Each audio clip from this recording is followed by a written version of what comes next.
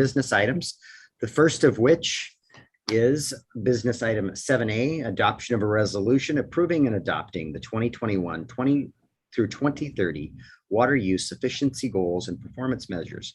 Mr. Dorsey, this is yours. Thank you, Your Honor, council members. Earlier this evening, a public hearing continuation was held to take testimony on the city's proposed water use efficiency goals and measures. And unless specifically requested, I'll skip over the remaining summary because I just read that into the record 10 minutes ago. So staff recommends that the City Council vote to adopt resolution number 049-21, thereby updating the water use efficiency goals and measures. All right, Councilmember Lucarelli. I move to adopt resolution number 049-21, thereby updating the water use efficiency goals and measures. Second. Motion by Councilmember Lucarelli, a second by Councilmember Rosa Pepe. We do have Utility Manager Jackie Brown here that can answer technical questions related to this matter if anyone has questions. Ready? Councilmember Ashby. Yes, and I provided some of my questions to Jackie earlier, but I found the data that we had, particularly before our last meeting, insufficient. And so I was very pleased with the documentation that was provided in this packet. I found it helpful, but it also created questions for me. And I can read the questions. My first set of questions, I have two sets, but because these are ones that Jackie has already seen. And my first question, were the reduction goals established in 2009 successful? Because the way I read this, we are to have annual reports, and I wondered if those were available by single family residential water consumption, because that was what the resolution was in 2009. My second question is, what is the starting point for measuring the new proposed goal? Are we starting back where we were in 2009? Are we starting where it went to 2016? What's our starting point? And then I ask, why are we moving from a single family residence water consumption to a per capita water consumption? Those were different. And how are we accounting for commercial water usage? Those were my first questions. And those were just trying to understand the material that was given to us. My second set of questions are specific to the resolution. So Jackie, I know you've heard all these, and so you should be prepared. Yes, I am. First, let me respond overall. When this regulation was first passed, which is a part of the municipal water law in 2003, and understand that the municipal water law is what protects our water rights as a municipality from being taken if we don't use them right away, because we have required to plan for 20, 40, 60 years out, but through our water system plan, we're also required to provide water supply for that. And there was a regulation that was contrary to that before 2003 that said, if you're not putting your water rights to beneficial use, you're subject to losing them, or what was called inchoate rights. So the municipal water law solved that problem for water purveyors, saying that our rights were safe because we have to plan into the future. Well, on the other side of that coin, that same legislation was, okay, if you're going to have these rights, you're going to have to use your resource as efficiently as possible. And that is the water use efficiency portion of the municipal water law. It's a very complicated regulation. And so many municipalities have struggled with it over the years. So as did Port Orchard. And each time every time we do a water system plan, or within every 10 years, we have to update our water use efficiency goals in a program form.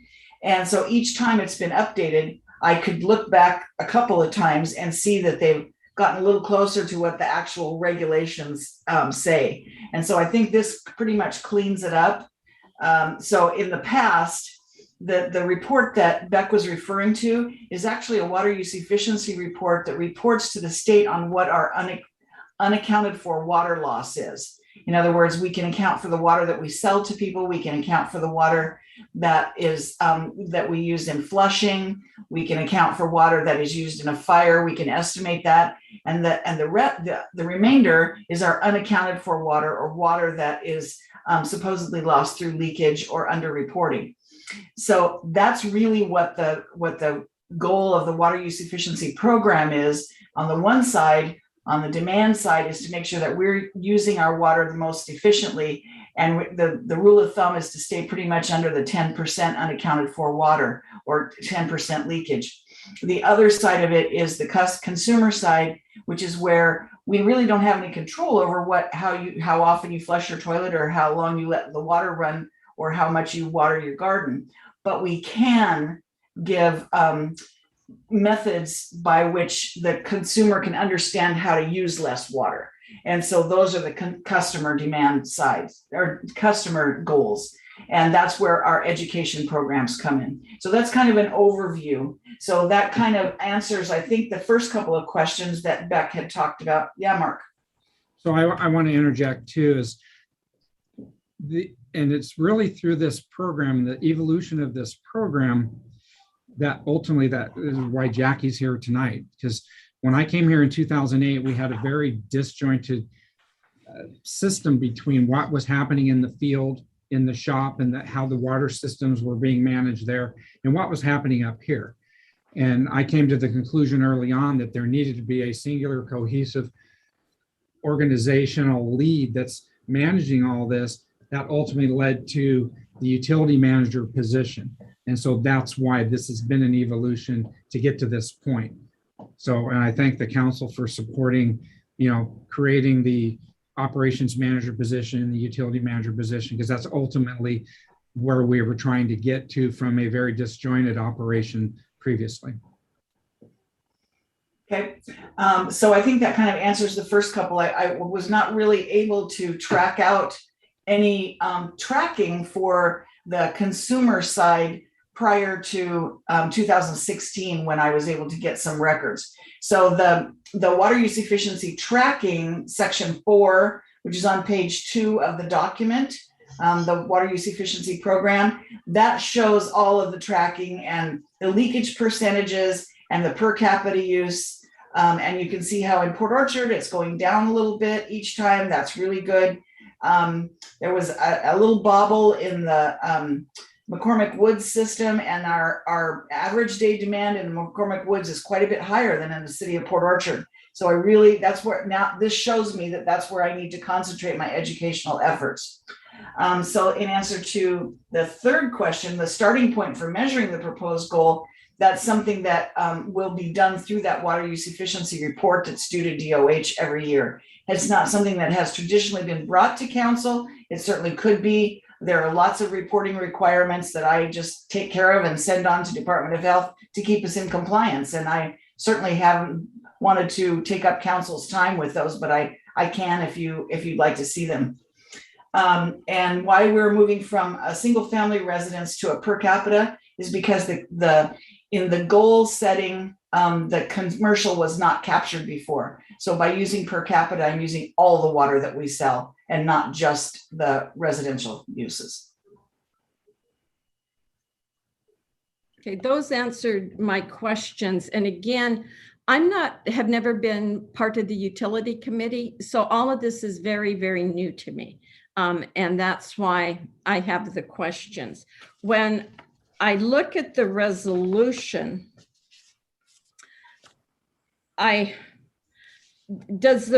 resolution does not reference the pages behind it, the City of Port Orchard Water Usage Efficiency Program.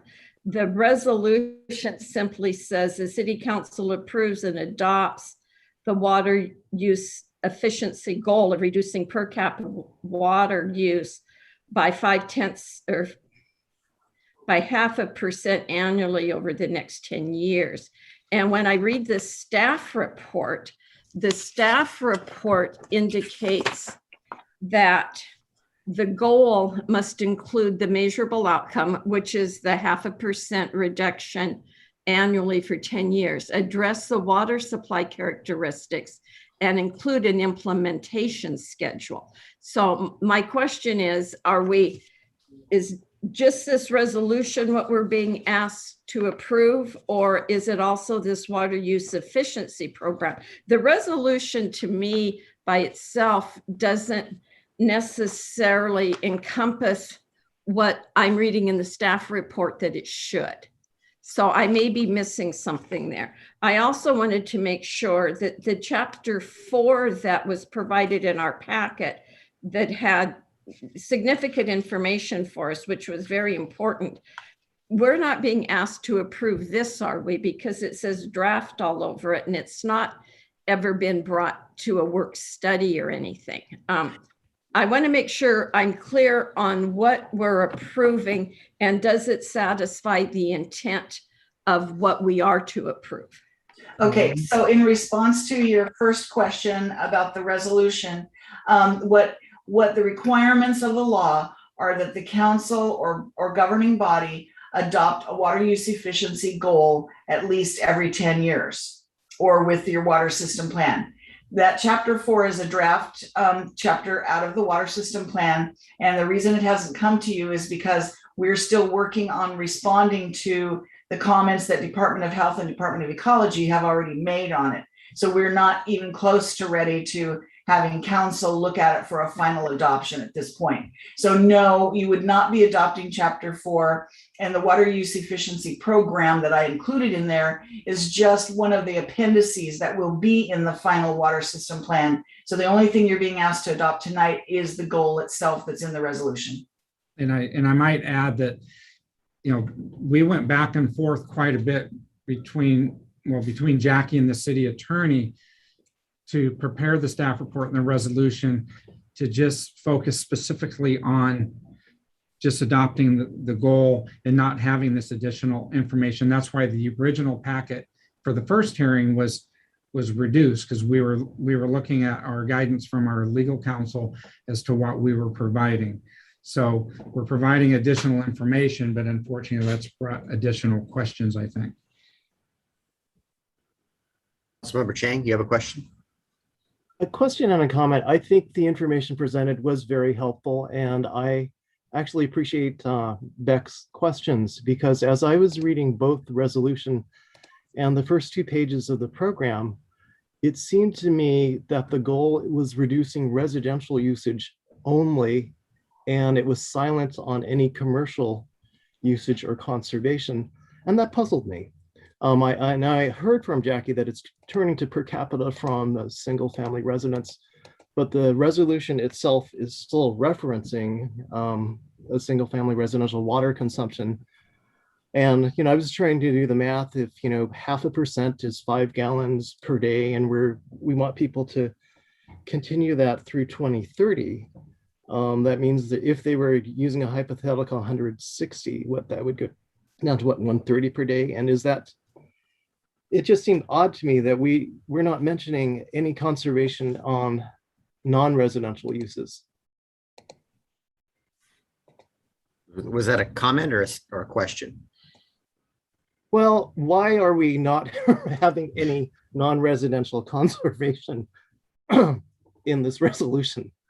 Well, I might take, and Jackie, I might be wrong on this, but we're trying to address what we can manage, which is the residential, having landscaping reduce, irrigation, things like that. It's much more difficult to try to put in conservation measures with commercial. So I don't know, is that correct, Jackie? I mean, I think we're trying Yes.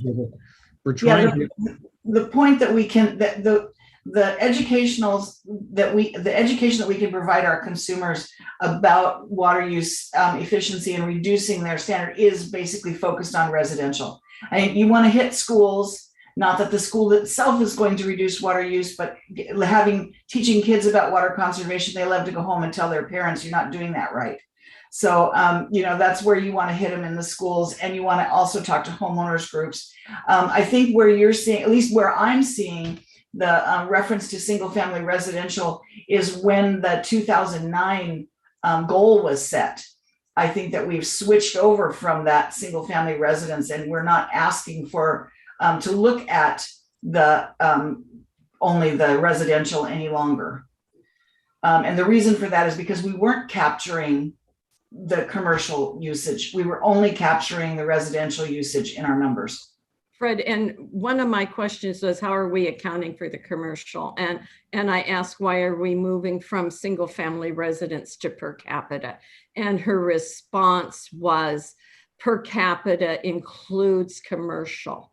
Correct. So although it doesn't state it so that we can easily see that, we have to understand that per capita includes commercial. I think the resolution that we're asked to approve is light. Again, it establishes the goal of the 0.5% reduction annually, but again, in the staff report, it said the goal must include a measurable outcome, which is the 0.5%, address water supply characteristics, which it does not, and include an implementation schedule. So the implementation schedule must be the 10-year period, but it doesn't indicate when it's to start. I would be more comfortable if the resolution referenced the water efficiency program that was included. I don't know. And again, I'm going back to the fact that I'm not on the utility committee. This is all new information to me. And I just don't have a real good grasp of it or what the expectations are. I want to make sure the city remains in compliance. So Jackie, let me ask you this question, because I know you spent quite a bit of time with Charlie on this. If we were to move this to a date certain and then had her revise the resolution, is that going to create a problem? Because I know that we already delayed this once. Is that going to create a problem with our compliance if we delay it to September? My concern about the delay is that I can't move forward with the corrections or the responses to DOH's comments with the water system plan until this is finalized, because this is one of the things that needs to be in there. However, I just found out today that I'm not going to get responses from Kitsap County or Kitsap County Public Health for at least another 30 days. So if we did this sometime in September, it wouldn't hurt anything. Okay, I would suggest. Councilmember Clausen has his hand raised. Go ahead, Councilmember Clausen. Yeah, I want to make sure that I understand this correctly. What this resolution is presenting is basically what we're obligated to approve, which is the goal. Correct. That's what the requirement is. The water system plan certainly tells us how we're going to work towards achieving this goal and how we measure it. But the purpose of this resolution is simply to comply with what we're obligated to do, which is approve a goal. Am I Can that too much? Correct. That's an accurate statement. Councilmember Cacciardi, go ahead. So is it just a matter of changing the staff report and just refer to the goal is what we're dealing with, and it's not including the water supply characteristics and the implementation schedule at this point? And are we just confusing? If you looked back at last week's or the last council meeting, that's all you had in this packet. And Councilmember Ashby had a number of questions and wanted to see this plan and the documentation behind it. And she felt that it was important to the public hearing. And so that's why you've got all this additional information that is important, but is clouding the issue. But really what you're being asked to do is approve this goal. And later there you will be asked, after we get through our comment period with Department of Health, we will be bringing back the entire plan for your consideration. Did I capture that correctly, Jackie? And then Jay's next, then I'll go back to Councilmember Ashby. Yes, it is an extensive plan. It will be, I mean, chapter 4, this portion of it, which is our water resource section, is only one of 8 chapters. So plus appendices. So it's a lengthy plan, but that the water use efficiency program is a part of what you would be approving when you are asked to approve the water system plan. Councilmember Rosa Pepe. Just real quick, thank you, Mayor, for making that concise comment. I'd also like to thank Councilmember Ashby for her comments, bringing this information forward, and also Jackie Brown for letting us look at the draft plan, because it is extensive and certainly requires more thought as we move forward. But I can support the motion that's here right now. I think it gets us going where we need to be. Councilmember Ashby. Yes, because we have Jennifer Robertson on in our meeting tonight. And my question to her is, what legally has to be in that goal? Can we achieve what needs to be included in the goal with the resolution before us? And have you seen it? Or does it need to address these other issues that are in our staff report? So Councilmember Ashby, I'm sorry, I'm going to need to defer to staff on this. I have not been the legal lead on this. Okay. And so I can't really answer your question tonight, Okay. but we can get back to you. Thank you. Councilmember Cacciardi. You're muted.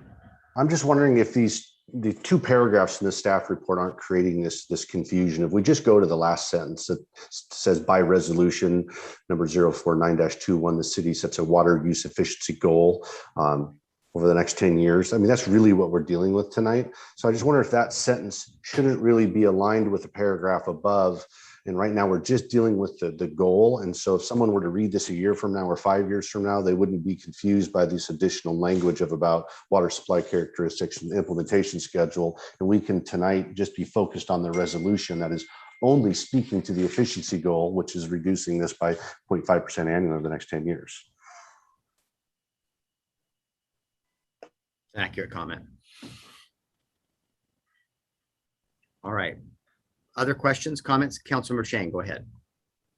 I agree with what Sean has said and what Becca said. And I think what's puzzling to me about the resolution as written are the 3rd and 4th paragraphs, where it is referring to the history from 2009 to 2015. I think that's confusing to me because it sets the stage for, well, what are we doing from 2021 to 2030? Mm-hmm. And maybe we don't need the 3rd and 4th paragraphs. Maybe we just need the 0.5% through 2030. So Jackie, this was developed with you and legal counsel, correct? Yes. Yes. So my understanding is that the whereases give you the history, and yes, we didn't actually meet the requirements specifically. We were on our way there, but didn't meet them to the letter in the past, is why it is worded in this way. And this basically cleans it up and puts us into compliance. I couldn't speak to why Charlie thought that we needed to have the whereases worded in the ways that they are. I'm not legal counsel, so. For me as staff, I think if there's this level of consternation, I think we just move this to the next meeting, let Charlie have a chance to review the tape of tonight's meeting, and we can get together with her and make adjustments to the resolution in the report. If I could jump in here for a second, I completely agree, Mark. There's not a problem with moving it forward. It's not going to hold anything up. I will tell you that in 2009 and 2015, there wasn't a public hearing held that I could find. So we're miles ahead of where we were as far as compliance with the regulation, because we've actually done that piece of it now. So I'm fine moving it forward if that makes council comfortable. Councilmember Clausen. I think I know the answer to this question, but I just want to confirm, if we make adjustments to this resolution, it's not going to affect the public hearing that we just had. No, the public hearing, the purpose of the public hearing, it has to be advertised a certain amount in advance and so on and so forth, and in 2 different places. And I met all of those requirements, and the purpose of that public hearing is to take testimony on what the goal should be. That's it. So what we're talking about, if we were to delay this, is not necessarily changing the goal. It may change some of the verbiage in the resolution, but the goal is going to remain the same. That's my concern, is that if we make any tweaks to the goals, then we may trigger another need for another round of public. If we made a change to the goal that's stated, then yes, it would create another round of public hearing. But I don't think we're talking about changing anything in that specific goal. It's just the wording on how to get there. Yeah, that's my assumption as well, but I just wanted to confirm that. So, So Jackie, you have a firm grasp on what is being asked since Charlie's not here? I think, well, not really, but I think that Charlie can go back and listen to this portion of the tape, and between Mark and I, we can probably recreate it for her. Yeah. And Jennifer, sorry, Jennifer, I didn't mean to leave you out. Okay. So we have a motion and a second on the floor. Is there I think we would need a new motion to continue this to our next council meeting potentially. Does someone want to make that motion, or do we want to vote on the motion that's on the floor? What's your pleasure? Mayor, I would- Okay. Mayor, I would make a motion that we move the adoption of this resolution to the next meeting. Okay, to our next council meeting in September. Yes, sir. Is there a second? Second. A motion by Councilmember Rosepepe, a second by Councilmember Lucarelli to continue with this to our September, let's see here. Look at the calendar real quick. 14th. Thank you, Mark. September 14th, City Council meeting. Is there any additional comment? Hearing none, all in favor of it continuing this to September 14th, please say aye. Aye. Aye. Is there anyone opposed? Hearing none, the item has been continued. Thank you for your consideration, council. Yes, thank you for attending, Jackie. Enjoy the rest of your evening. Yeah, you bet. All Mark, right. do you need me for anything else? No, I'm good. Thank you. Okay. All right, we're on to item 7B, adoption of a resolution ratifying the mayor's execution of contract number 06721 with Stellar J Corporation for the Pottery Lift Station emergency repairs. Mr. Dorsey. Thank you, Your Honor, council members. On June 22nd, 2021, the Port Orchard City Council adopted resolution number 044-21 declaring the existence of an emergency relating to the repairs of the Pottery Lift Station. On June 23rd, 2021, the City of Port Orchard Public Works Department called RV Associates Active Construction seeking interest in the project, and followed up with Active Construction again on June 28th, 2021.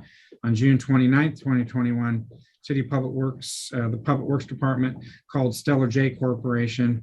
They're the ones that did the McCormick Pump Station 2, seeking interest in the project. And on July 2nd, 2021, met with Stellar J Corporation to discuss the project scope. On July 9th, the City of Port Orchard was awarded a $500,000 loan from the emergency loan from Washington State Public Works Board's emergency funding program for the project. And on July 20th, 2021, the City of Port Orchard Public Works Department did receive a proposal for the Pottery Lift Station emergency repairs from Stellar J Corporation, kind of a design build. And on July 22nd, 2021, the mayor executed contract number C067-21 with Stellar J Corporation. And on July 26th, the Stellar J Corporation executed the contract and commenced with the project. Earlier this evening, the Port Orchard City Council, that's a Scrivener because we already accepted that. My apologies. Staff recommends adoption of resolution number 056-21 ratifying the mayor's execution of, oh wait, no, that is in there. I think we did that in the consent. No, I do not believe it's in the consent. That And was, you also have it in your whereases, Mark.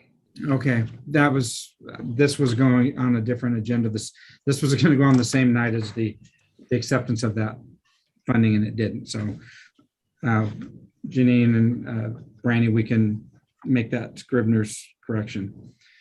Staff recommends adoption of resolution number 056-21, ratifying the mayor's execution of contract number C067-21 with Stellar J Corporation for the Pottery Lift Station Emergency Repairs Project in the amount of $256,150 and documenting the emergency services procurement procedures. And the funding award from the Public Works Board is $500,000. Councilmember Lucarelli. I move to adopt resolution number 056-21, ratifying the mayor's execution of contract number C067-21 with the Stellar J Corporation for the Pottery Lift Station Emergency Repairs Project in an amount of $256,150. Second. Motion by Councilmember Lucarelli and a second by Councilmember Ashby. So Mark, where are we at on this design build? Have they completed the design, or when do we commence construction on this? They've been feeding us. We've agreed in concept with all the design elements, which is the lining of the manhole, the replacement of the ductile iron pipe, and then the air dispersion systems. And so today we received a more detailed question about how, where the air dispersion was going to go and how we would get the dispersion into the wet well. So I would say they're finalizing their design efforts. We've already switched over and tested the sewer bypass because we were looking at whether we would have to bring in, like we did at McCormick, or if we could divert the flows down through Lippert. And so we determined that we have the ability to divert those flows during that activity. And so right now we're working with the school district on access timing so that when they get mobilized, they've got all the materials, they know exactly what they're doing so they can get in and out and not disrupt the school activities. Okay, thanks for that update. Good question, Councilmember Cacciardi. Yeah, I missed a business meeting last month and I just want to make sure I'm clear here. Has the council taken action to accept the $500,000? I know that it's been awarded. I'm looking at this kind of timeline, or was that supposed to be on tonight's agenda to accept? I think what happened there, Councilmember Cucciardi, was I actually made a note to myself. We've been awarded the funding. We know that we're doing the project, and Public Works Board, because they're right in the middle of their loan approvals, administratively they're behind. And so we had intended to have this before this item. And so, yeah, we still have to formally accept the terms, but I thought we took an action previously. So I'm going to go back and confirm that. We either briefed the council or there was an action item. We talked about this at the last council meeting because it was a 1% loan over 20 years. No, that was well 11. Different. Yeah. Was it? Okay. This is I know different. that we brought the award to council that we had been successful. Okay. We haven't received the actual paperwork yet to bring to council, but we've been awarded the funding. So, we were briefed on it. yeah, I briefed the council and we basically, it may have been the meeting after the declaration was established, that we did brief that we have been successful in the funding, and we're waiting for the actual paperwork to bring to council. So just for clarification, do we need to do these things in order? Do we need to accept this before we haven't gotten contract for it? Yeah, we haven't got the official award. So why would we sign a contract for the work if we don't have the money? Because it's emergency repairs and it has to happen. Yeah, we're doing the repairs regardless. Okay, Gotta get done. thank you. So we're just thankful we got the loan. Otherwise, we were going to pay for it with cash, our own cash. So the real question is, do we remove that whereas from the resolution? I believe we should. Yeah. Right, I mentioned I'll have work with the clerk tomorrow to remove that from the staff report and the resolution. Okay, other questions or comments? Do we need to change a motion or anything to say amended? I don't believe the motion is just to ratify Right. the action that I've taken because it was an emergency order Okay. that I signed. Okay. And then we're moving forward with the repairs. Yep.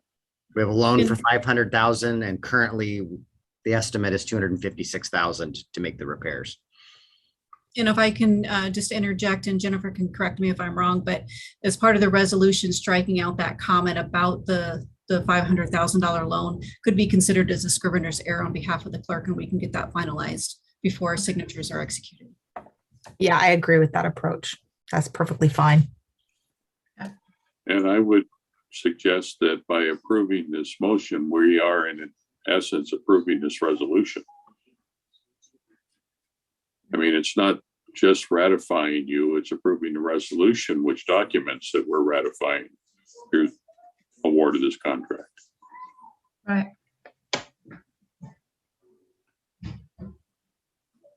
Okay, thanks for all of those clarifications. Other comments, questions, or clarifications? Hearing none, you'll be voting on the adoption of a resolution ratifying the mayor's execution of contract number 067-21 with Stellar J Corporation for the Pottery Lift Station emergency repair. All in favor, please say aye. Aye. Anyone opposed? The resolution passes. We're on to item C, adoption of a resolution authorizing an additional one-time personal holiday for employees fully vaccinated against COVID-19. Ms. Lund, are you still there? There you are. This is you. I am here. Thank you, Mayor. Good evening, everybody. As you know, the COVID-19 pandemic continues to impact the City of Port Orchard's employees, citizens, and businesses. Individuals can make a choice to slow the spread of the COVID-19 virus by getting the free COVID-19 vaccination. Operations of the city depend upon each employee's ability to report to work and perform the functions of their jobs. Encouraging employees to get vaccinated ensures that the operations of the city can continue during this ongoing pandemic. Providing for additional personal holiday to recognize and incentivize vaccination against the COVID-19 virus is an option available to the city and in furtherance of the city's best interests. Therefore, staff is recommending the City Council adopt the attached resolution authorizing up to 8 hours of additional personal holiday leave for employees who are fully vaccinated. Councilmember Clausen.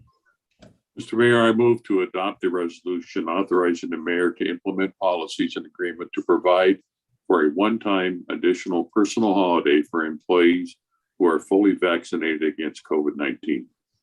Second. Motion by Councilmember Clausen and a second by Councilmember Rosa Pepe. This is my effort to offer carrots versus a stick. Other agencies have already gone to the stick, and I hope we don't have to go there. So I see Councilmember Chang and then Councilmember Ashby have both raised their hands. So go ahead, Councilmember Chang. Yeah, I was just wondering what percentage of staff have already gotten the vaccination? About Do we know? 70%. We're right around 70%. Okay, thank you. Mhm. And Councilmember Ashby?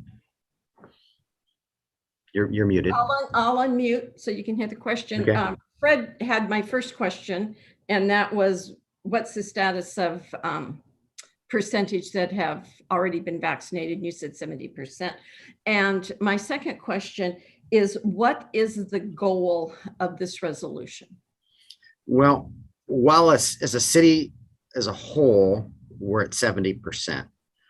I have departments and divisions that are at 100% and 90%, and I have a couple of groups that are much lower.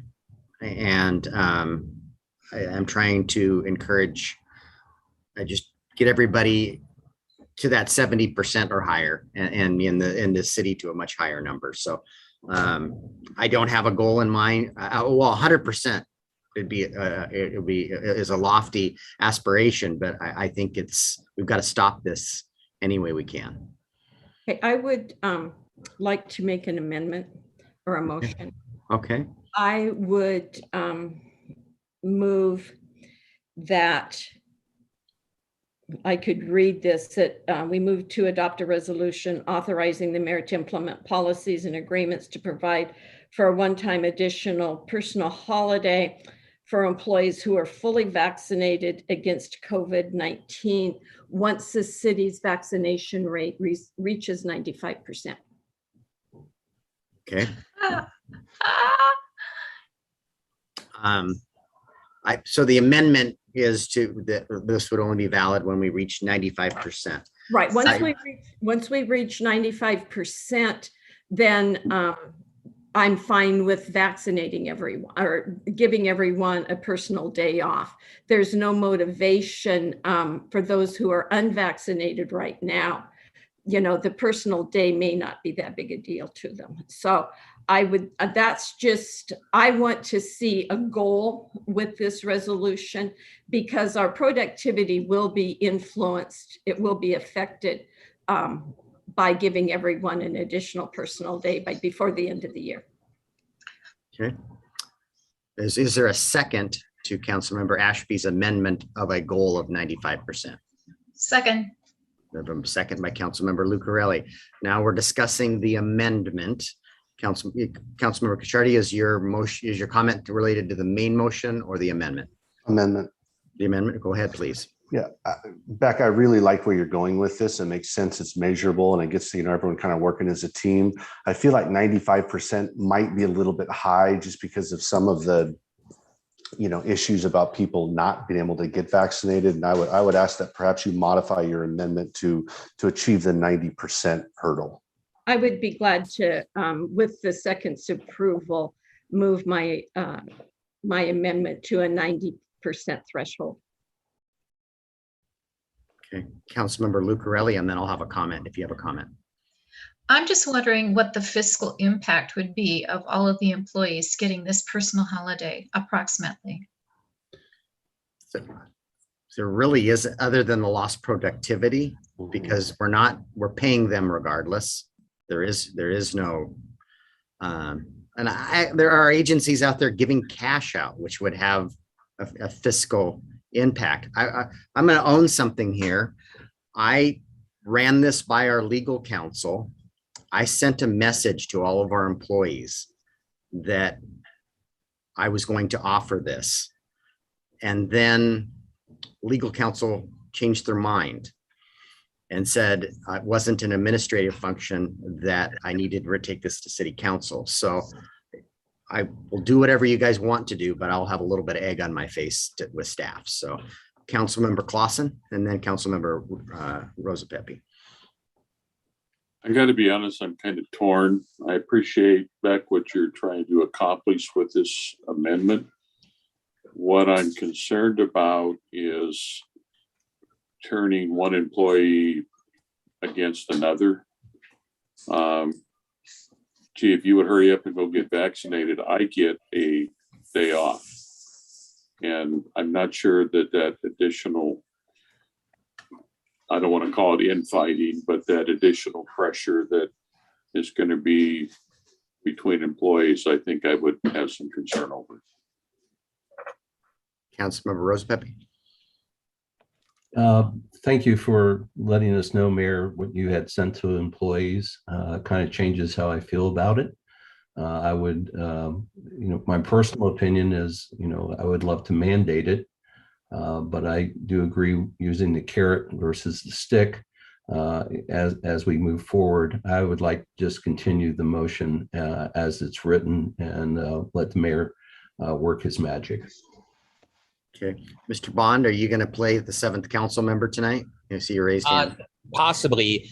I just wanted to make a comment because one of my staff members has brought this up to me. The 30% who have not submitted documentation to HR may be vaccinated and may just be choosing not to share their records. At least one of my employees has a problem sharing any medical records with the city. And so no matter what we offer, the issue is their health privacy, not the vaccine, is what has been explained to me. And so there's an additional consideration there. And so I just wanted to make it clear that 70% have told us that they're vaccinated. Others may be choosing not to share their medical information. And I can assure, and as we have many staff members, we aren't collecting medical information. We're not collecting the cards. You show your card to the Human Resources Department, and then you're entered into a database. That is, we aren't collecting data. We aren't collecting your anybody's medical records. Mr. Dorsey, are you wanting to chime in also? Yeah, I think I want to agree with Councilman Clausen that by having that carrot out there, that it's going to create infighting with staff. There's already tension occurring right now between people that have and haven't. And the other thing I think you need to consider is we're looking at the financial implications of, potentially doing this leave.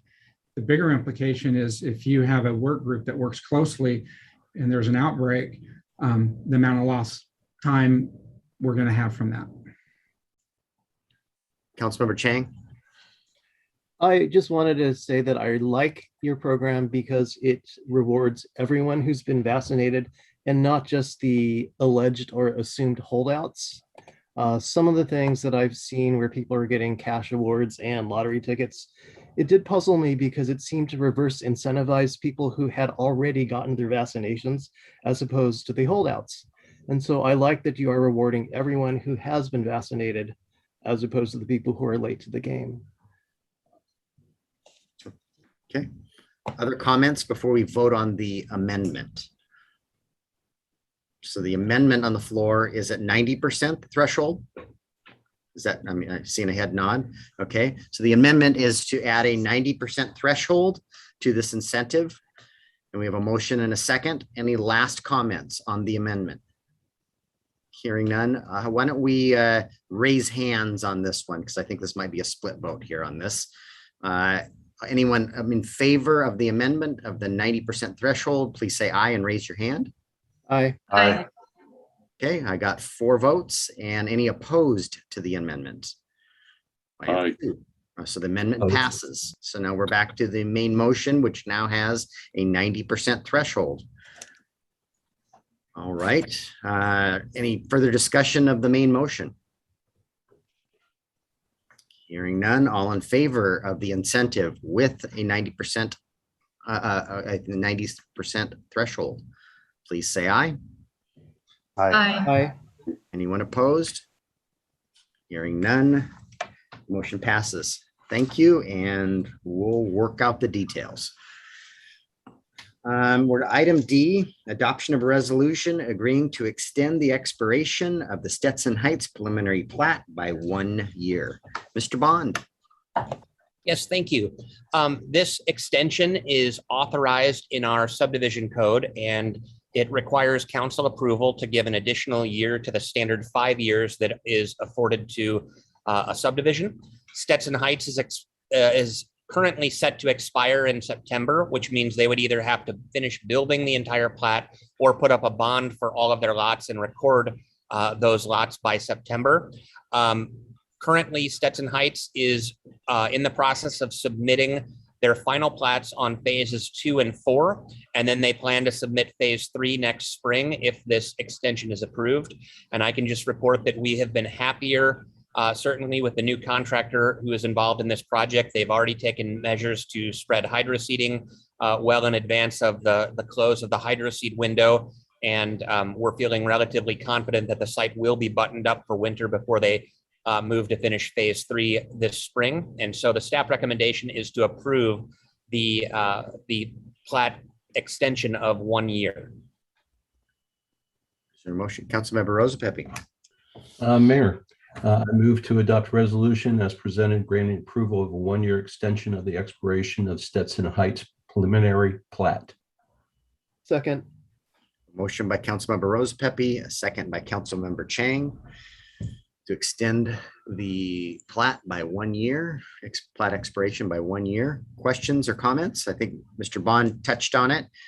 This has been a bumpy road, and we've got new owners of this plat, and things are going much more as planned than previous years. Any questions or comments? Hearing none, you'll be voting on the adoption of a resolution agreeing to extend the expiration of the Stetson Heights preliminary plat by 1 year. All in favor, please say aye. Aye. Aye. Anyone opposed? Hearing none, the resolution passes. We're to item E, adoption of a resolution accepting the Lodging Tax Committee's recommendations for the distribution of the remaining 2021 funds. Clerk Reinerson. Yes, good evening, Mayor, Council.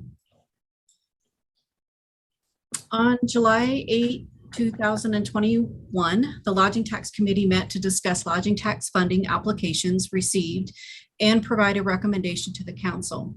On July 13, 2021, the council discussed the allocations and staff explained the reasoning as to why the committee awarded the funds as they did, including that there were 2 applicants that had asked to have adjustments to their amounts submitted for a traffic control plan and or hiring of certified flaggers. This was due to the police department staffing levels not adequate enough to staff events for traffic control needs rather than safety measures within the event itself.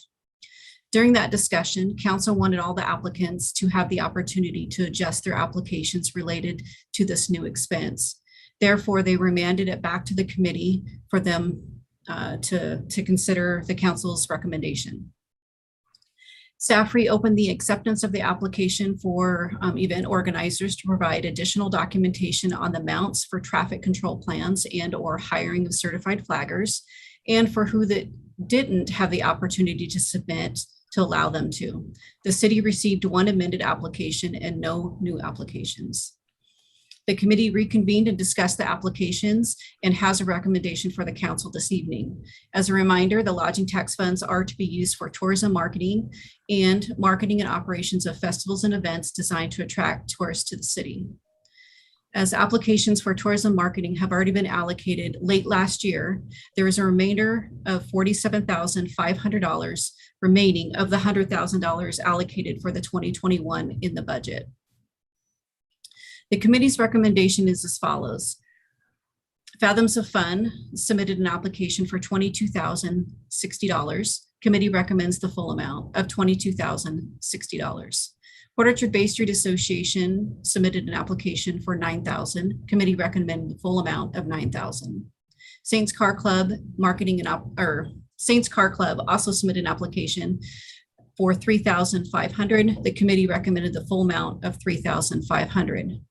Visit Kitsap submitted an application for a passport to Port Orchard in the amount of $9,500. The committee recommended $0. Visit Kitsap submitted another application, Ride the Tide Rendezvous, for $2,500. The committee recommended $0. And just for the record, Visit Kitsap submitted an application for the passport to Port Orchard. That was to help support technology efforts. It's a software program to help track and encourage visitors within the area. The committee felt that with the season, Port Orchard's height of the season for tourists was just about over. They felt that the money for that particular software program would not benefit the city for 2021, but encouraged the applicant to apply for funds for 2022, and is encouraged and excited to see how that would benefit the city in 2022.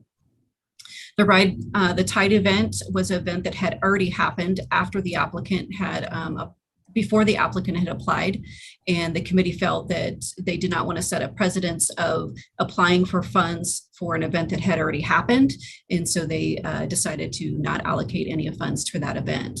So of the applications that were submitted, again, the balance was $47,500 that remained in the funds from the budget, and the committee is recommending expended those to the applicants as stated, and that total amount would be for $34,560.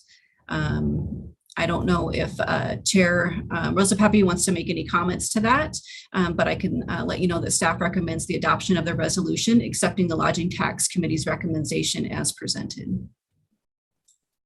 Member Rosa Pepe, do you have any comment? No, I was going to make a motion, Mayor, and then have my comments. Certainly.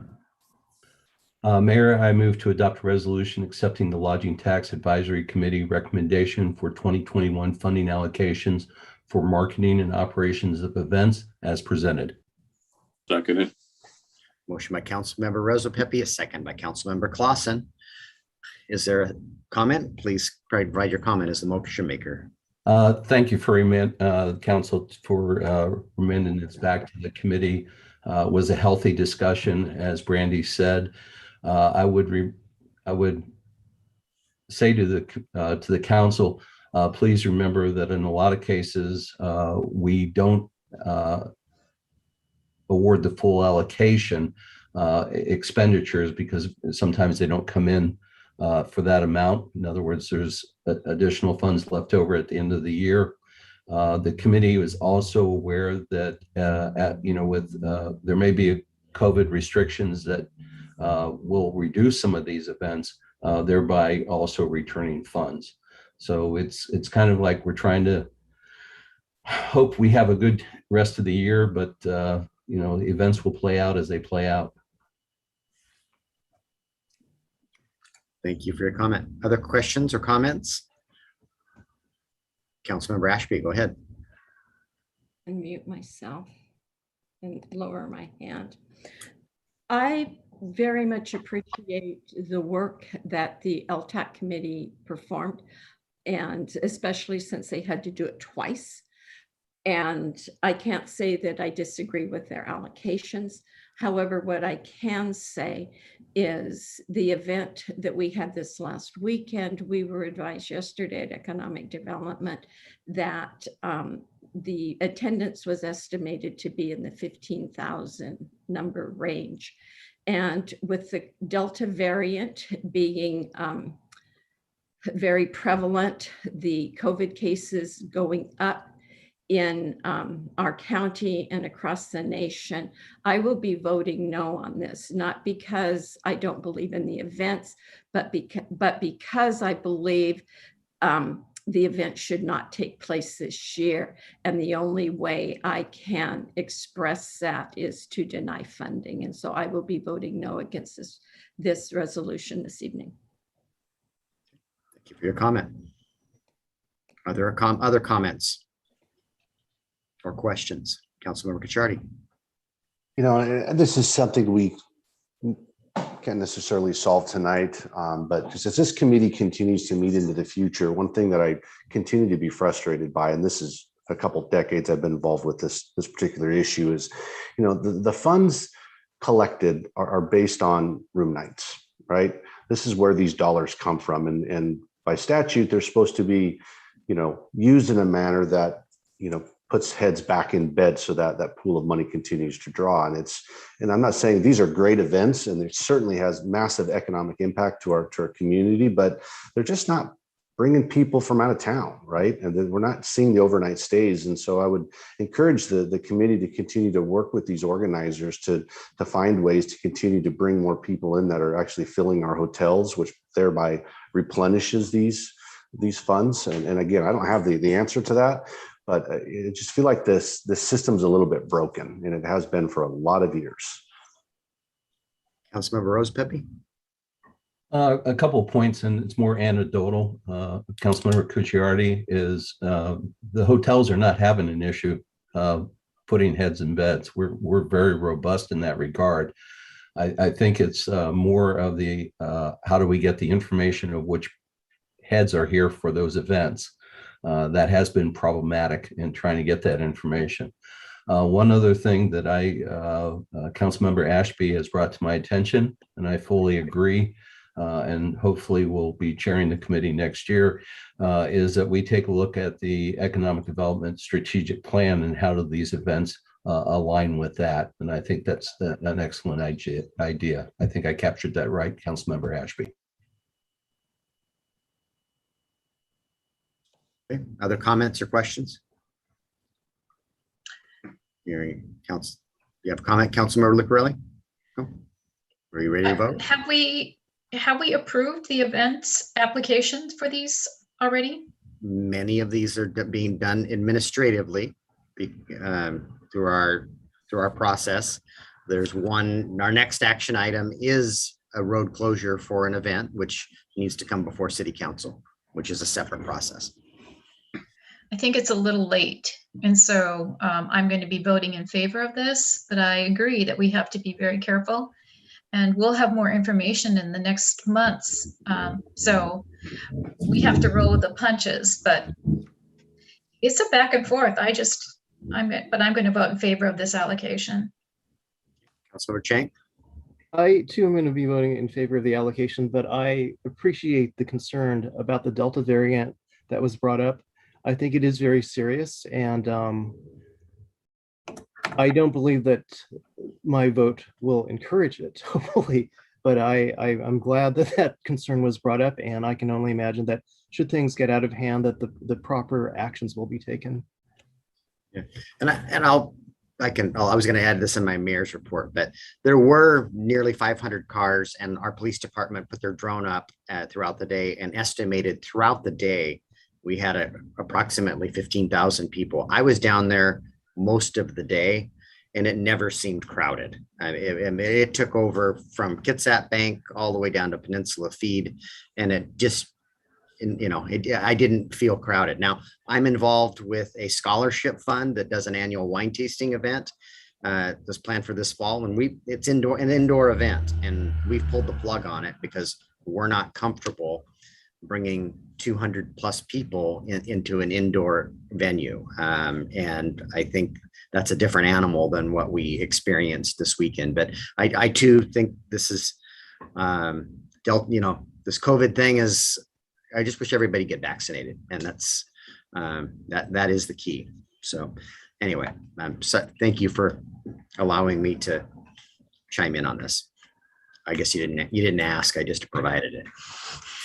So are you ready to vote on this matter?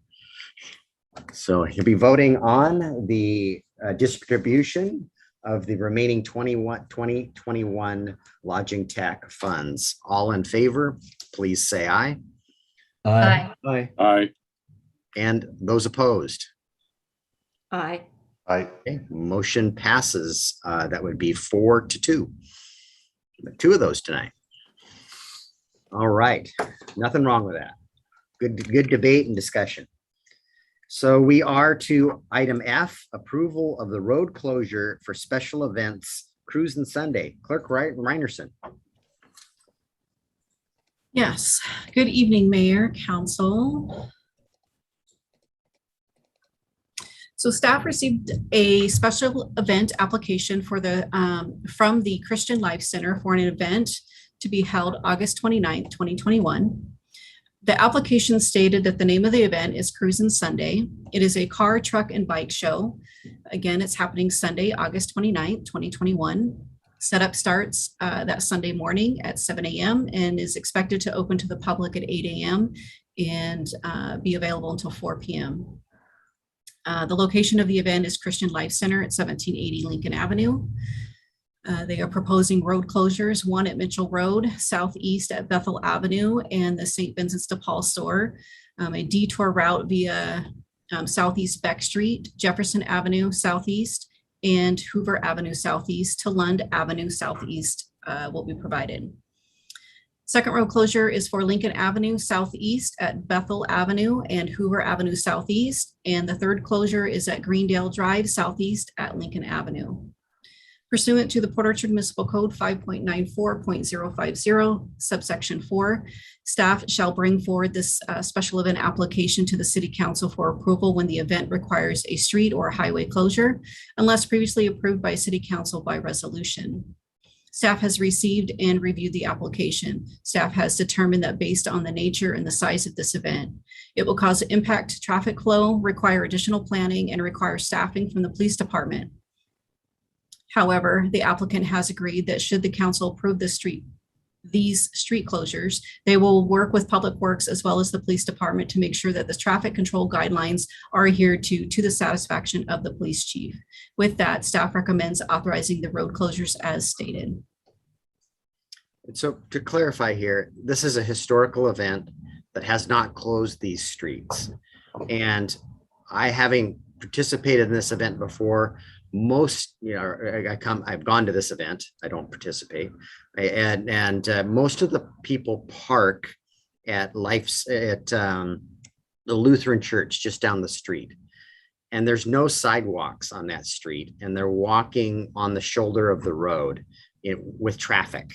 And so this will allow the closure of the road that past the Lutheran church so that pedestrians can walk on the street safely to go to this event. So that's really what the change is about and brought about, and why this is before you tonight. And for the record, I did, and for the council to see, here's the areas that where the streets are going to be closed and the detours identified on this map, which has also been provided into the packet this evening. Okay. Is there a motion or are there questions?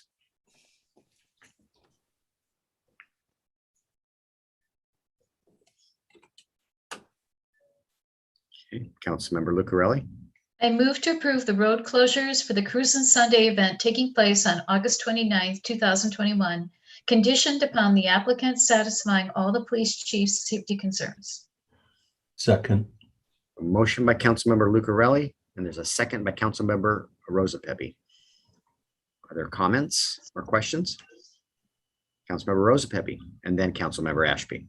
Having been not involved, but working during this time frame up at the transportation, I strongly encourage council to approve this for road closures, which you haven't done before, just because of the number of people that are here and the limited parking.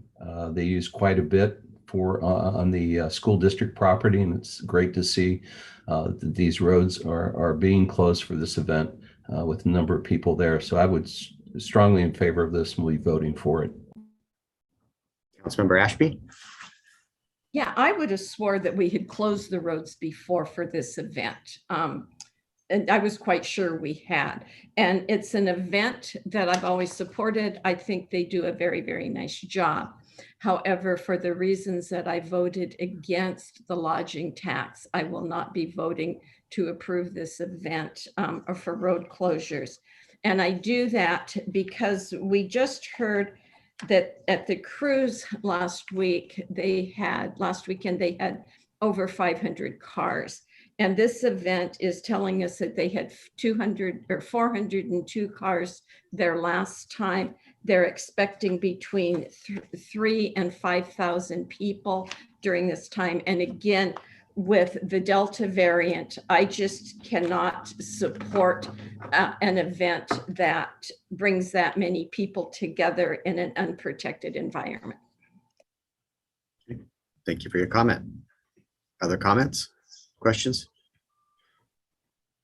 Okay, you'll be voting on a motion to approve the road closures for the Cruisin' Sunday event to take place on August 29th.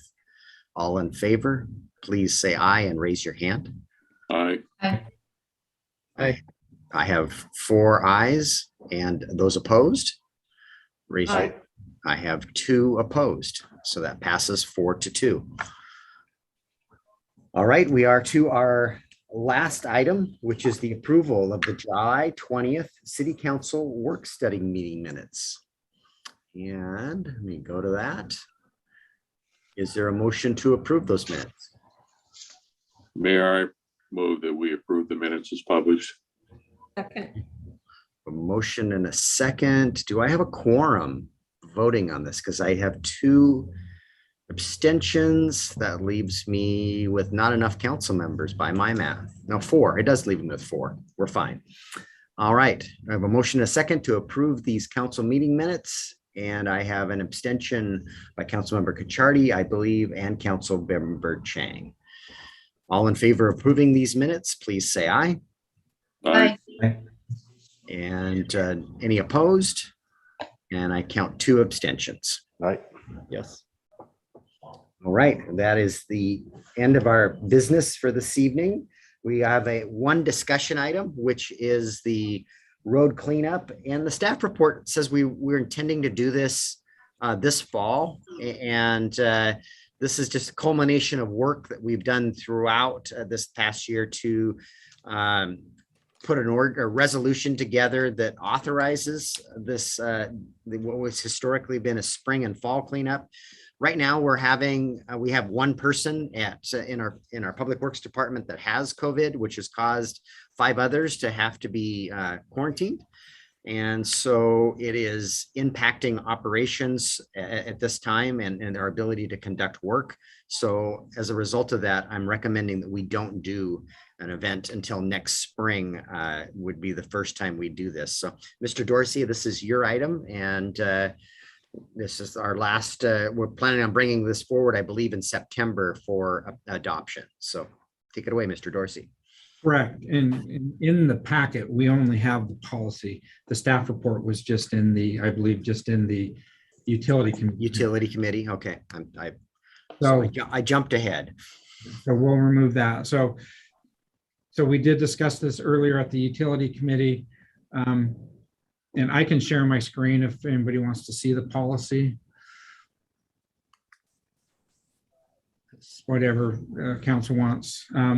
And if you recall, the council asked the Public Works Department and the city attorney to go back and look to see if other agencies were doing similar activities, what alternatives we could provide. What we ultimately found out is that there is no other vehicle out there. So this policy that we'll be bringing to you in September is the same old program. It has the same limitations. It has the same red tagging scenarios. It has the same ticketing, prepaying, the same $3,000 waste management stipend. So this is simply taking the program that we've had in the past, limiting it to spring only, and putting it in the form of a policy and a resolution. Okay. Questions for Mr. Dorsey on this matter? Are we comfortable with seeing this on the agenda in September with an implementation next spring? Councilmember Ashby? I just, because I believe that some of the testimony we heard before was that our fees were significantly lower than commercial entities that provide this service. And I'm wondering if we looked at our fees, or did we want to look at our fees at all? The concept, I have no problem with the concept. I have no problem with the policy. I was just wondering if we wanted to update our fees, or that was my question. My understanding is that Operations Manager Lang went through the flyer and the fees and made some adjustments to those numbers. Okay. Good question. Any other questions or comments? Councilmember Clausen? Just a comment of thanking the staff for pulling all this together and getting it before us in a single document. I think this makes it certainly much clearer and easier. So thank you. Okay. Councilmember Lucarelli? It was noted in our discussion previously that it was considerable expense and also a lot of time for public works staff. It's been basically, the event is condensed to once a year rather than twice, and I think that's excellent. I think it's a benefit to the city, and it makes it affordable for people to get rid of trash that might be sitting in their yard. So I think it's a win-win. Thank you, everyone. Thank you for your comment. Yes, and that is accurate. We were doing it twice a year, and it's a 2 weeks, all hands on deck event, which if you're doing it twice a year, that's taking people away from fixing potholes and sidewalks and cleaning out catch basins for a month a year. And this will condense that down to 2 weeks. So Councilmember Chang? I also like the policy, and I think it was very clear. The only thing I can hope is that it can be successfully communicated to residents especially all the bullet points of the different items. I also think, though, that if you had to get one concept out, it would be that things had to fit within the 4x4 area. And I hope there will be, I know that staff has been very accommodating in the past and has picked up practically everything outside the 4x4. I hope that they will try to adhere to these guidelines that are listed here as much as possible. Yeah, the last time we did the cleanup, we did use the ticketing system, the red flag. So we did ticket those and we did not go back and pick those up, much to the consternation of those people that, didn't read the flyer, word of mouth, and just had a big pile out there. That we have changed that behavior down at the shop.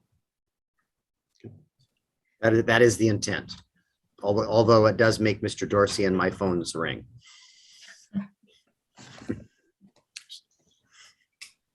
All right, so there's no action on this tonight, but we will be bringing this forward in September.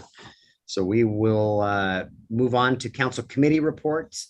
Economic Development and Tourism, you met earlier this week, I believe. Sean, do you have a report? Yeah, I sure do.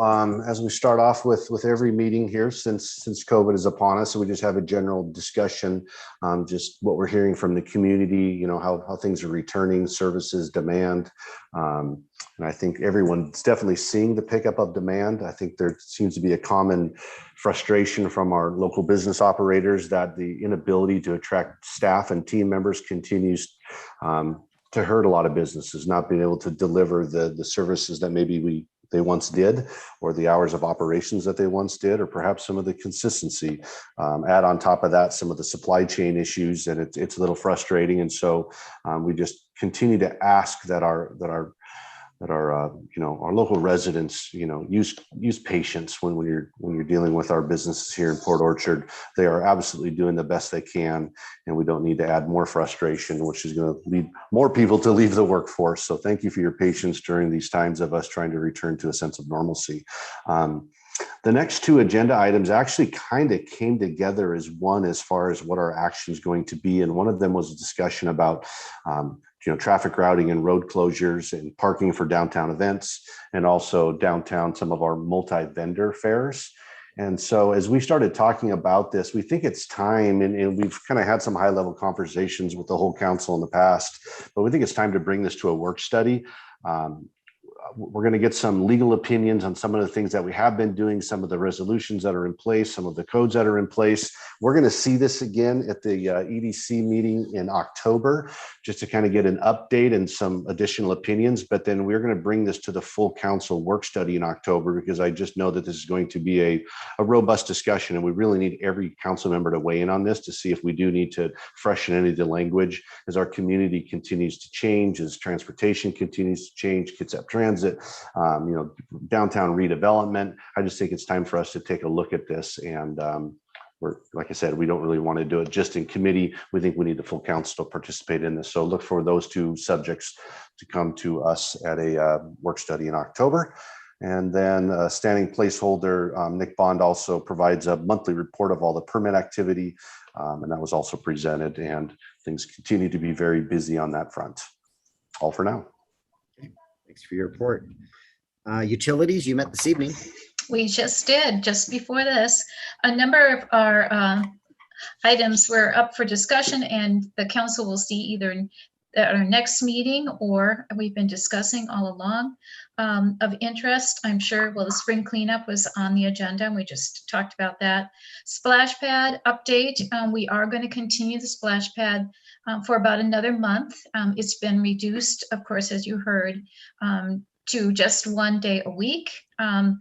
And that is to preserve water, conserve water, and still allow people to make use of that until we get that retrofit in.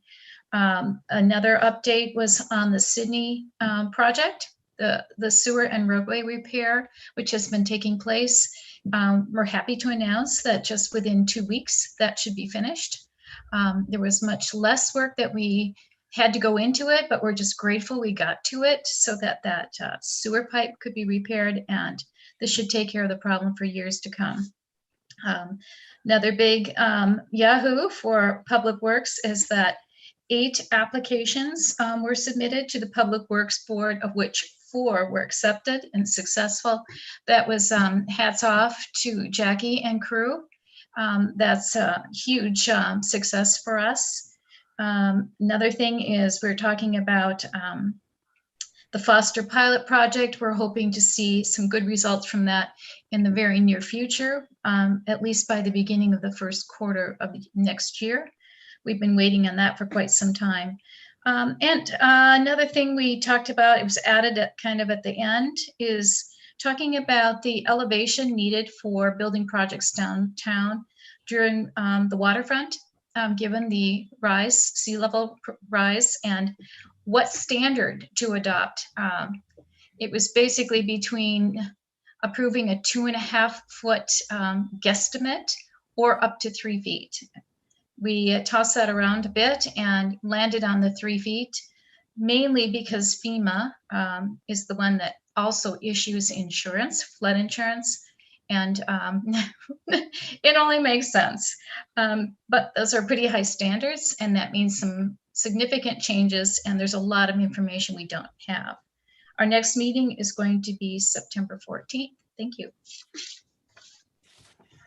Thanks for your report. Land use, you met last week. Jay, do you have a report? I do. Thank you, Mayor. We took a look at a couple of street vacations. One had to do with a private citizen request, and the others had to do with the county government campus. Those will be coming before the council down the road. There wasn't anything that was significant on those. We also had a discussion of some trees on Strathmore up at McCormick Woods that was brought up just as a discussion item. And then we had a robust discussion on street parking permits where a resident was asking that folks that had to do work on their houses or yards could get a longer permit. Right now, that is we're staying with what we have. However, the mayor and please jump in when you would like, Mayor, is looking at how those can be online so that the resident doesn't have to come in every time to get a permit. That would certainly help the downtown residents. Lastly, the mayor asked us to take a look at fireworks. If the council remembers, any action that we take about fireworks, private fireworks, has to be takes a year to implement. So the committee will be looking at that next month. We've asked for some additional data, so more to come. Anything I missed there, Fred? Okay. I can chime in on where we're at on this part changes to our parking passes. So we happen to be piloting right now remember we added to our IT department, and Steve is taking on process improvement projects. And one of our process improvement projects happened to be the ability to submit an application and get a parking permit online. And so after I talked, we had the committee meeting, I went back and talked to Noah, and he talked to Steve about getting we have a guest pass, so a resident can get a guest pass. And so one of the next projects will be to allow the issuance of those guest pass online. It's nothing that isn't going to completely satisfy the residents' request, but the guest pass right now, though, is pretty generous. For $10, you get 10 days. I'd hate to see people abusing that and providing their commuter friends parking at $1 a day when it's $8 a day to park, down on the waterfront in our paid parking. So we may need to tighten up if the number of days that those are issued. Maybe they're for a day or two, and only a few dollars, because the request is really for once a week somebody's landscaper comes. And it's not a guest staying multiple days. So this is something that isn't used very often, but it's something that we could tweak a little bit and potentially get closer to what the request is, and then be able to issue it online and not have to make a trip to City Hall. Let's see, chimes and lights. Have you met? No, in 2 weeks we'll be meeting. However, we did hear that Santa is on board. Should we have an event? Okay, good to hear that Santa's on board. All right, finance, you don't meet until next week, so I doubt that you have a report. And transportation's 2 weeks out. I believe you gave. No, it is not. We are not meeting in August. Okay. So the agenda is incorrect. We'll be meeting the 4th Tuesday of September. Okay, we'll correct that. And sewer advisory, did you meet? No, not until September. Okay, that concludes the council's report. Mayor's report, I just got a couple of things. As always, I'm required to report personnel changes, and Debbie has done a lot of work on job descriptions, updating them before we post for open positions. So she updated the parking enforcement job description, which hadn't been updated since 2016. And we've got, I think, 8 or 9 applicants right now. We haven't closed that yet for parking enforcement. We're running a dual process there. We were analyzing whether to outsource that because we were concerned in today's workforce environment that we may not be able to get qualified applicants. So we're still evaluating that, but we thought, what the heck, let's throw this thing out there and see if we can get some applicants, because it's pretty much revenue neutral, whether we do it in-house or outsource it. So more to come.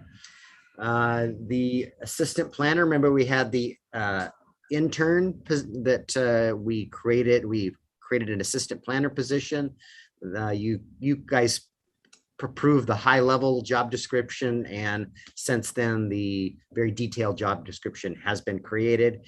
And also Debbie updated the permit clerk job description. Since we've got one of those posted, it was last updated in 2017. Other issues, most of my policy boards don't meet in August. So the only one that did meet was the policy board for the public health board. And we were discussing the bylaws and the membership of the board. There was legislation this past session that requires change to the public health board. And we need to have a member of the public for every elected official. We have a 7-member board, and that would take it to a 14-member board. And we think that's a little bit big. So our recommendation is for a 5-member board that will have 5 members of the public, and it will likely be all 4 mayors and one county commissioner. And then there'll be the 5 members from the public. 1 needs to be a tribal member per the state statute. We're going to go with 1 from each county commissioner district, so we spread them out, and then 1 at large. And then it'll likely have, you can serve 2 4-year terms, and then you'll term limit out on that public health board. So those are the changes that are coming. And I shared an email. We're working towards all of our committees, and the likely finance will be the first one next week to transition our committees, just like this council meeting, to a webinar.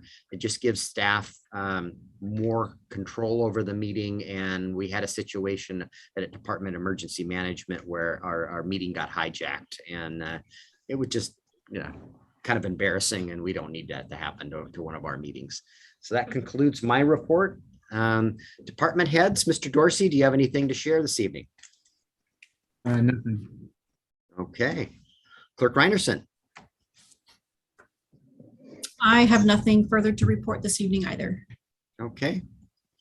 Ms. Robertson, would you have anything from legal counsel to share? Nothing to report this evening. Thank you for joining us tonight. Mr. Bond? Yeah, I just wanted to give a brief building permit report. On single family homes, we took in 40 single family home permits in the last 2 weeks, and that we've issued 58 year to date. We have 7 more ready to issue, and 75 of them now are in for plan review. So that's a really high number. That puts us at 140 for the year if all of those issue, and I would certainly expect quite a few more to come in. For multifamily construction or for building permits specifically, we've issued 136 units of housing so far this year. That includes 6 out of the 11 buildings at the Sydney Road Apartments. We have 285 more units of multifamily housing ready to permit right now that are in a ready to issue status. And another 117 are in for plan review at this moment, and a whole lot more in the pipeline beyond that, but that's just the building applications.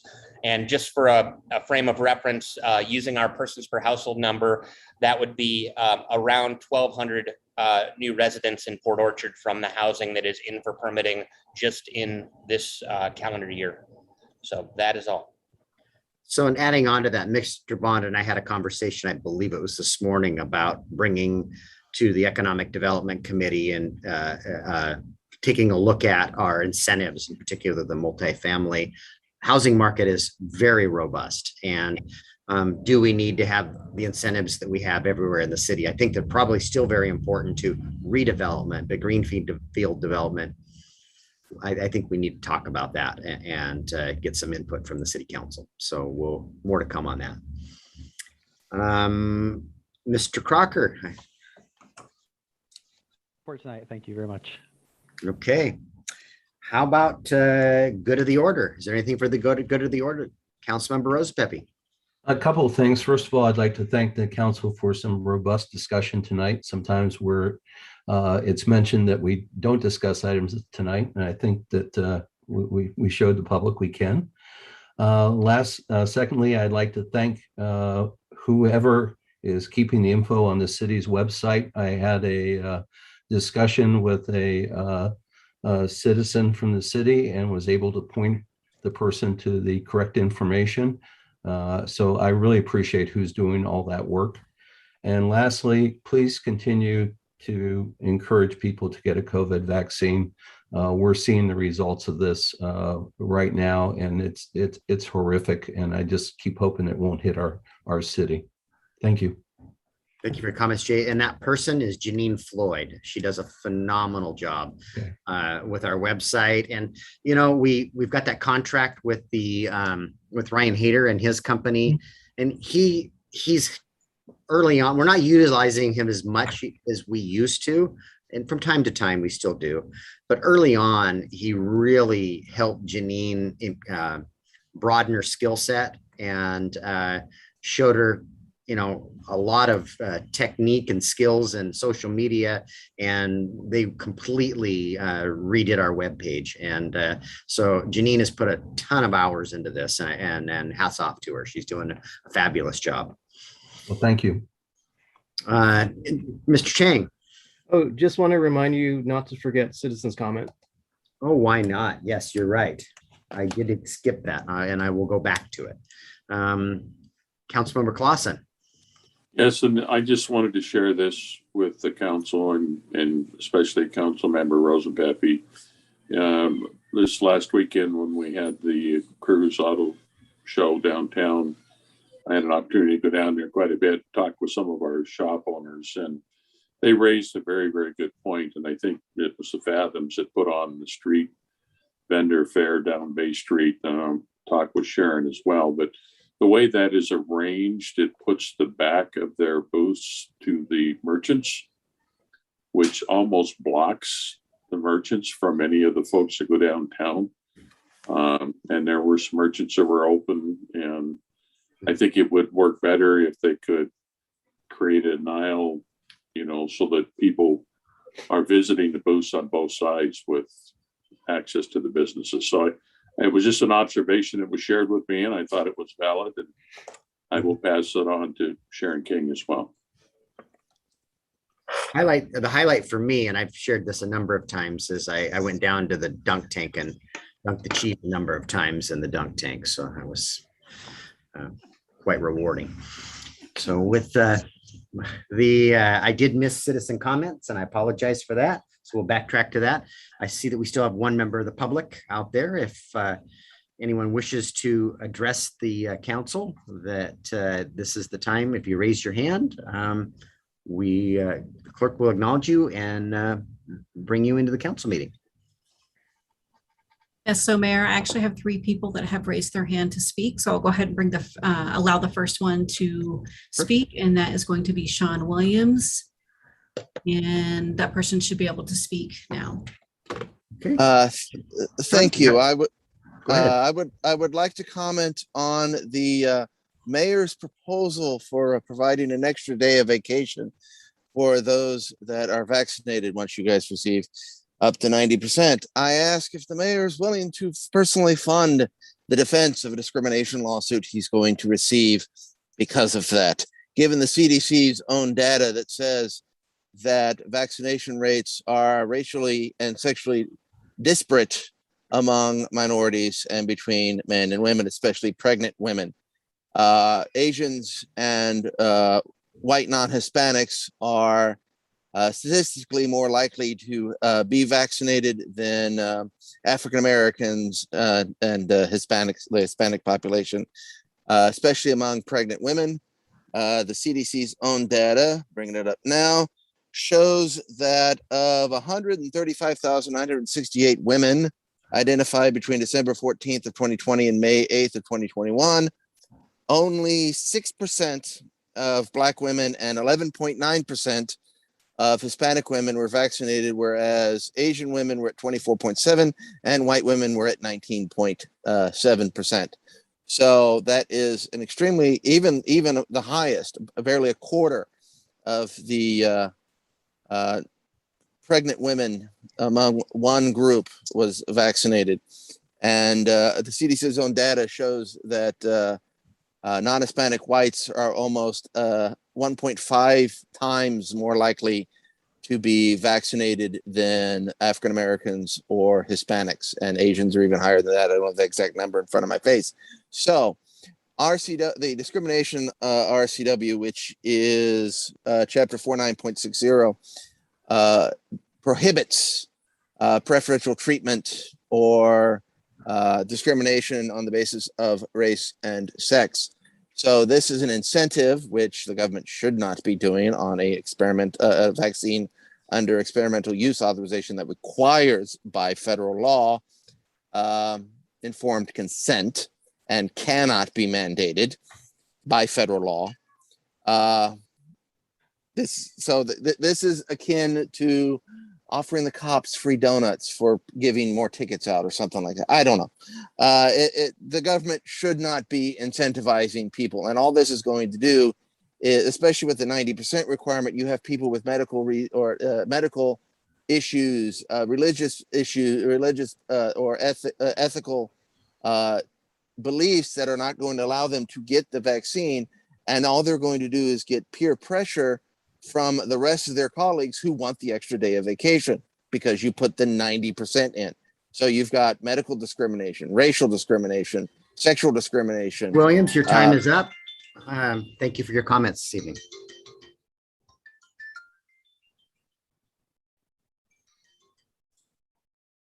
All right, Mayor, I will allow the next person to talk, and that is Kaya Long. Yes, I'd like to thank Councilmember Fred Chang for helping me understand the protocols. I'd like to address certain things that were brought up in the crime report this evening by the police chief. I have an issue that some of the information doesn't address Asian hate crimes and that of the hate rhetoric to the Asian community, the community that I'm from. Also, some of those trends and demographics that target certain people. There's another thing that I think is crucial, suspicious crime calls to our local sheriff department and that target people of color. I think those should be in that statistical report. There's a lot of metrics that he used that the public should be able to ask and should see in the next follow-up. There's a lot of things that I took notes of tonight, and I apologize if I was out of place, but these are certain things that affect my community, affect people from the AAPI, people who are Latino that live in Port Orchard, people who are African American. So yes, that's what I think that should be addressed next time. Thank you very much. You bet. Just so you're knowledgeable of the protocol. So anything that was on the agenda, you could have commented at the beginning of the meeting. So your comments now were completely appropriate, and they would have been appropriate also at the very beginning of the meeting. So thank you for coming and providing your comment this evening. So Brandy, do you have another one, and you can remove these two panel members of the public and return them also. All right, so I will allow Sharon King to speak. She is the last person that has their hand raised. She should speak now. Okay, Sharon, go ahead. Thank you, Brandy. Council, good evening. I had a board meeting tonight, so I wasn't on at the beginning of it. And thank you, John, for your comment. I did hear that while down at the event. And we will be having a critique meeting with the cruise folks, fire and police on the 18th. Monday the 16th, we're going to be having a critique meeting. So Bob and I had already discussed that, and there were issues that he had to work with through the fire marshal, but we will take everything into consideration. And Mayor, thank you so much for spending money to dunk the chief, because I think you put in some very big bucks, because the royalty fund is richer by $652 that the dunk tank earned. So thank you very much for your contribution to the dunk tank. My pleasure.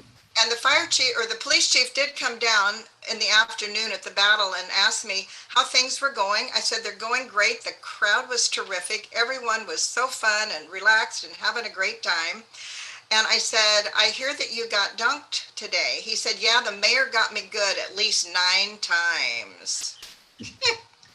But I just wanted to thank you all for the support that you provided for the weekend event. It was a really wonderful event. And Lana's Garage took the Battle of the Bands hands down. They were phenomenal. But I kept waiting for you to come by, Mr. Mayor, because Uncle Ernie, the gentleman in Uncle Ernie Band, happened to be the mayor of Des Moines, and I wanted to introduce you to the mayor of Des Moines because he plays in that band. So I'm sorry that I didn't get to introduce you to him, but it was a fun time. And again, thank you all for your support of the event. Thank you for your comment, Sharon, and sorry we didn't connect. All right. Any other members of the public, Brandy? Everyone has had the opportunity to speak. Okay. With that, if there's nothing else for the good of the order from the city council, hearing none, I will adjourn the meeting. Thank you all. Right. Bye-bye. Night, everyone.